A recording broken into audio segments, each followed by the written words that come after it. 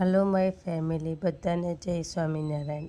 હું તમને આજે સ્વામિનારાયણ મંદિરના દર્શન દરરોજે કરાવવા માગું છું અને હું તમને એમ કહું છું કે તમે મને તમારે આરતી જોવી હોય તો કોમેન્ટમાં લખજો અને મારી ચેનલને સબસ્ક્રાઈબ કરજો, જેનાથી હું તમને મંદિરના દર્શન દરરોજે કરાવી શકું।